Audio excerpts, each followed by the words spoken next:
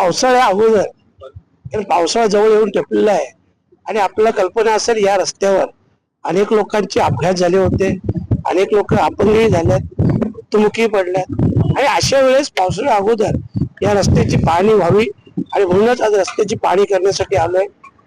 गीते साहेब सोबत आहेत, कॉन्ट्रॅक्टरची व्यक्ती होती, मगाशी आम्ही तिथं पाहणी केली आणि या दरम्यान त्यांनी जवळजवळ ही एक लेन आहे, ही एक लेन साधारणतः 8 जून पर्यंत इथपर्यंत काम पूर्ण करतील आणि साधारणतः 30 जूनच्या आत हा सिंगल रस्ता हा सगळ्यांसाठी खुला असेल. तरी 30 जून पर्यंत झालं तरी एक समाधानकारक बाब आहे, कारण हा रस्ता आपल्या सगळ्यांसाठी हा एक जिव्हाळ्याचा विषय, माझ्यासाठी जिव्हाळ्याचा विषय आणि माझे पूर्ण प्रयत्न होते की माझ्या कालावधीमध्ये हा रस्ता पूर्ण व्हावा आणि मला वाटतं 30 जून पर्यंत जरी सिंगल लाईन होत असली तर पुन्हा एकदा येणाऱ्या 60 महिन्यात, वर्षभराच्या आत हा रस्ता पूर्णत्वास येईल. हे तर आपण स्वतः पाहतो ना, जेव्हा आम्ही 4 व्हीलर गाडीत असतो आणि परिस्थिती पाहतो खूप मनाला वाईट वाटतं आणि म्हणून बोललो का लवकरात लवकर.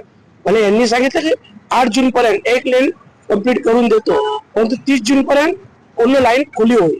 बघा, कामाच्या गतीविषयी आपण पाहिलं असेल, सुरुवातीला तर खूपच स्लो काम होतं, नंतर मध्ये मध्ये तर कॉन्ट्रॅक्टरने तुम्हाला देखील बाईट दिली पत्रकारांना की मला पेमेंट मिळत नाही आणि त्यावेळेस ती बाईट पाहिल्यानंतर मी स्वतः मंत्री महोदयांना 2 वेळा भेटलो, मुख्यमंत्री महोदयांना भेटलो. आपण छत्रपती शिवरायांच्या मंदिराच्या वेळेस पाहिलं असेल, मी मुख्यमंत्री महोदयांना विनंती केली आणि त्यानंतर त्यांनी 138 करोड रुपयाचा एक टप्पा त्याला दिला.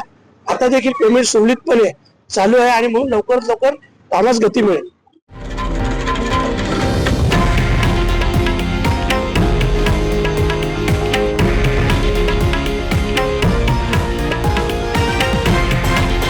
हे आहे देशातील नंबर 1 न्यूज नेटवर्क आणि आपण पाहत आहात TV9 मराठी, एकमेव.